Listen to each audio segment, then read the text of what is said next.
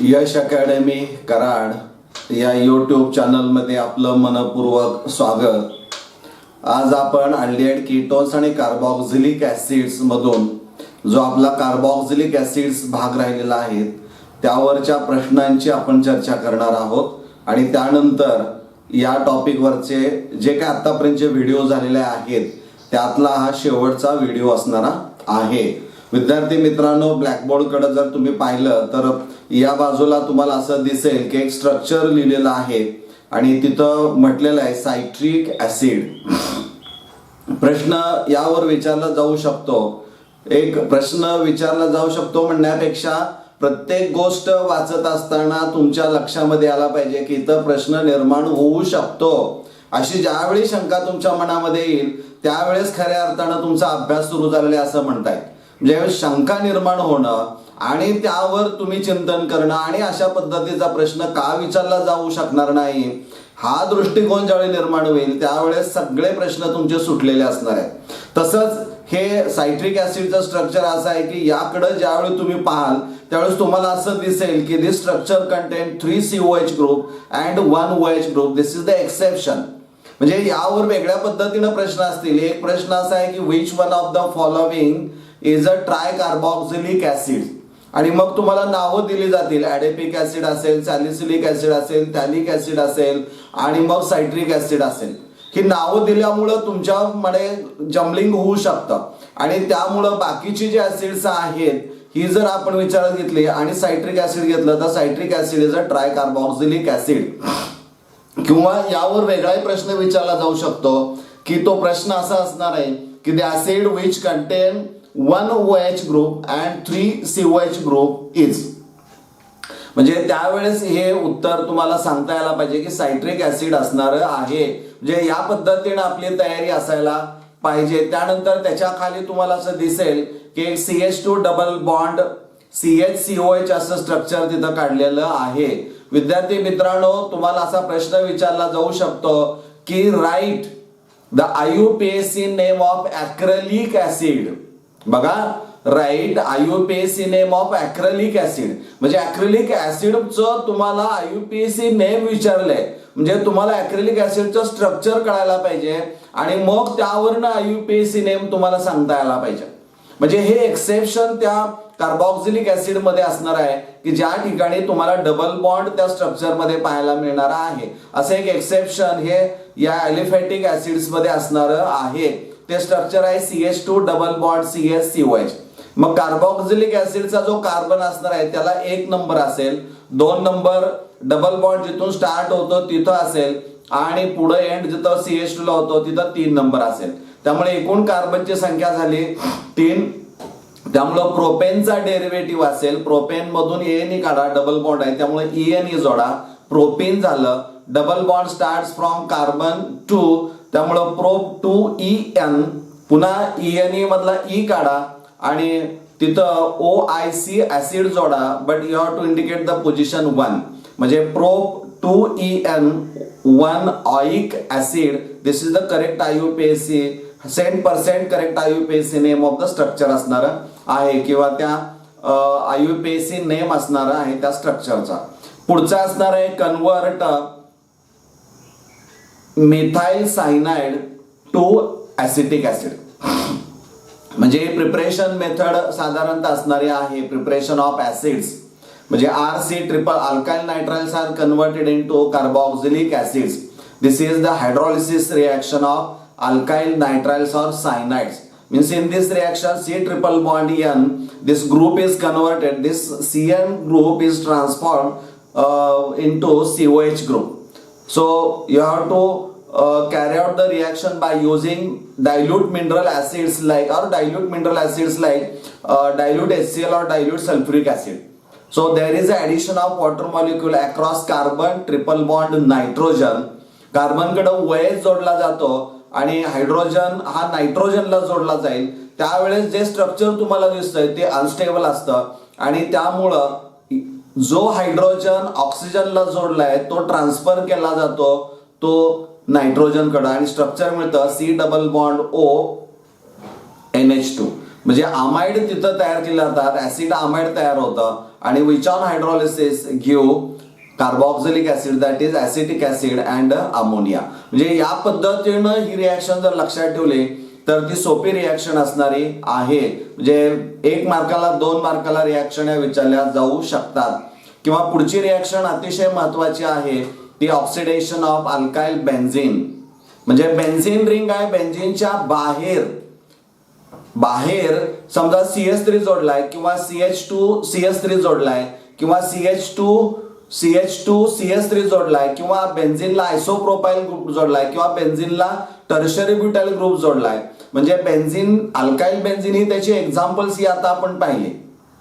म्हणजे बेन्झीन रिंगला जे alkyl group जोडलेले असणार आहेत ते. पण ही रिॲक्शन अभ्यासत असताना काय लक्षात ठेवायचं आहे तर बेन्झीन रिंग आणि त्याला जोडलेला जो अल्काइल ग्रुप असणार आहे, साइड चेंज असणारे आहे, त्यातला जो कार्बन असेल the carbon which is directly attach to benzene ring is called benzylic carbon item.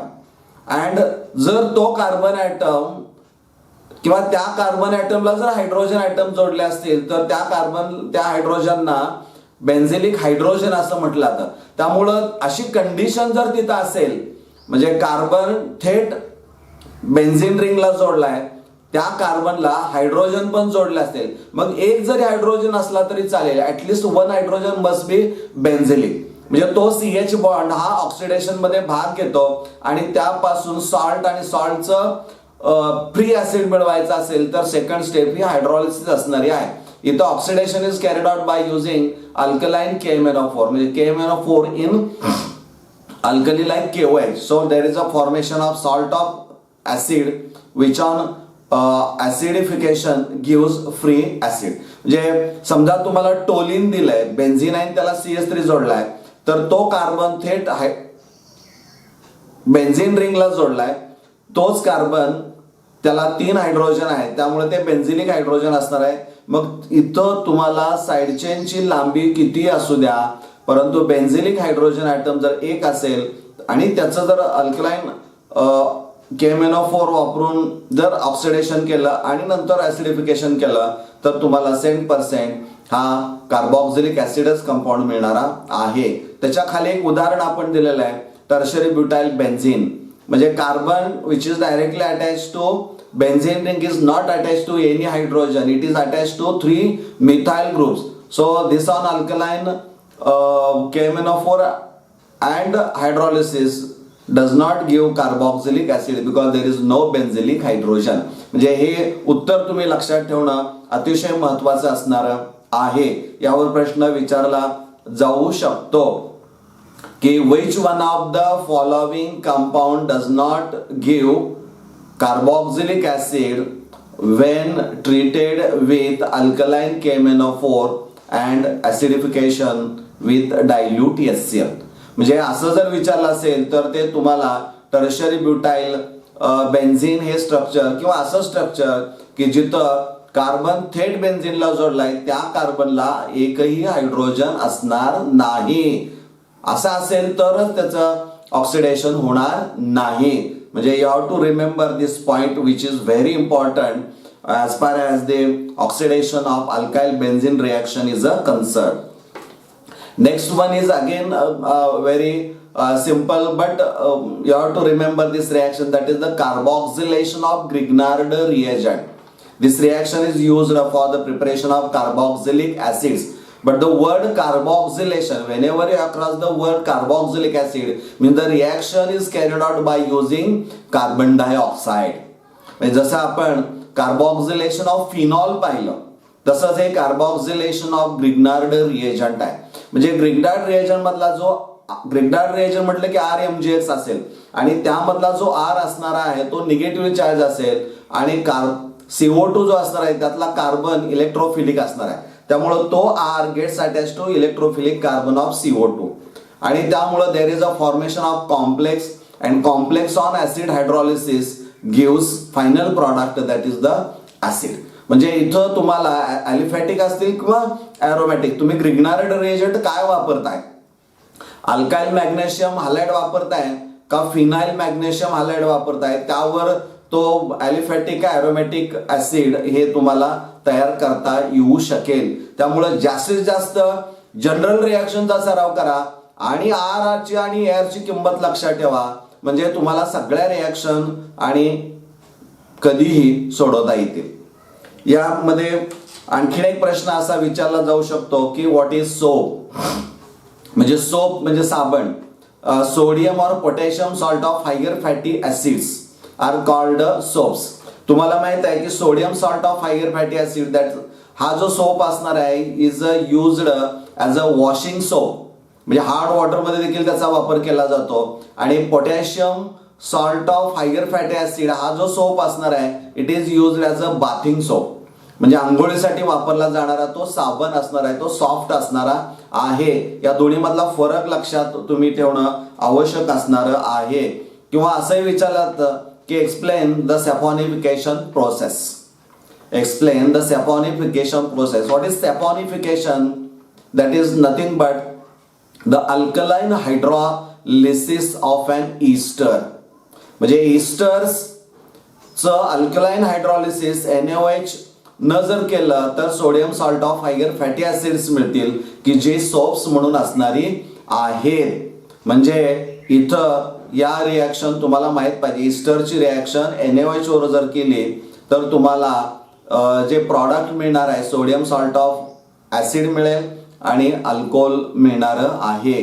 कारण Easter is nothing but the combination of carboxylic acid and and alcohol यांचं ते मिश्रण असणार आहे. त्यामुळं यावरही प्रश्न विचारला जाऊ शकतो. सोपा आहे. किंवा आणखीन एक रिॲक्शन आहे, last one is a reduction of carboxylic acid to primary alcohols. This is very important reaction. यावर हमखास प्रश्न विचारला जाऊ शकतो.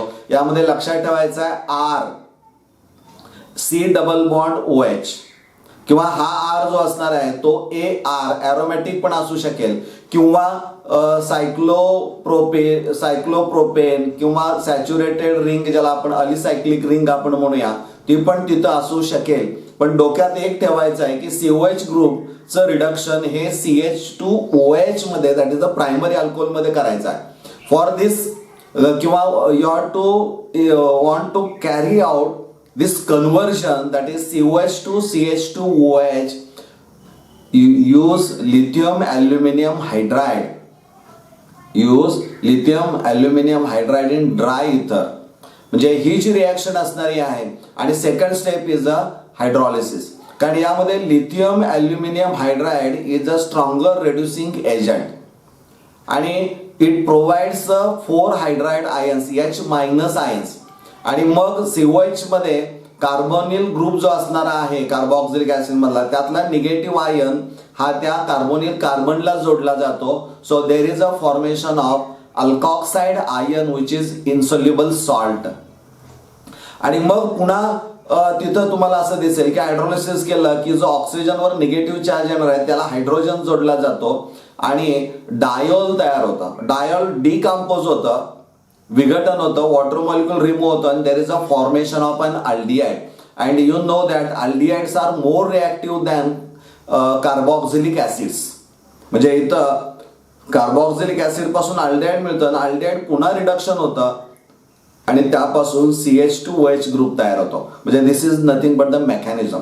पण तुम्हाला बेन्झोइक ऍसिड दिलेला आहे आणि lithium aluminium hydride in dry ether hydrolysis लिहिलं तर तुम्हाला डायरेक्ट बेन्झिन रिंगला CH2OH लिहिलं तर तुम्हाला बेन्झिलिक अल्कोहोल किंवा बेन्झिल अल्कोहोल तुम्हाला मिळालेला असणार आहे. म्हणजे या पद्धतीनं हे रिडक्शन लक्षात ठेवणं आवश्यक असणार आहे.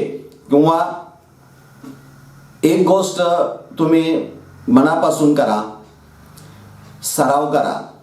कारण जितका सराव तुमचा ऑर्गॅनिकचा होईल जेवढं तुम्ही कागदावर लिहून काढाल रिॲक्शन त्याच वेळी तुमचं परफेक्शन होत जाणार आहे. म्हणजे वाचून रिॲक्शन लक्षात राहील असं कधी होत नाहीये. लिहिली तर ज्यावेळी तुम्ही लिहायला सुरुवात कराल कागदावर त्यावेळेस 100% तुम्हाला यश मिळणार नाही.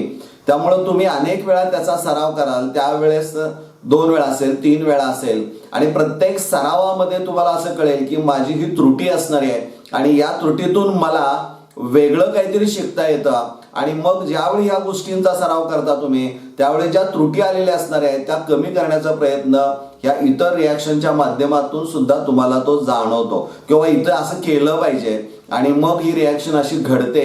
म्हणजे हे ज्यावेळी तुम्ही कराल त्यावेळेस ऑर्गॅनिक केमिस्ट्री ही अतिशय सोपी असणारी आहे आणि तुम्ही या पद्धतीने जावं असं मला वाटतंय. ठीक आहे, यानंतर आपण अमाइन्स यावर व्हिडिओ तयार करणार आहोत. धन्यवाद.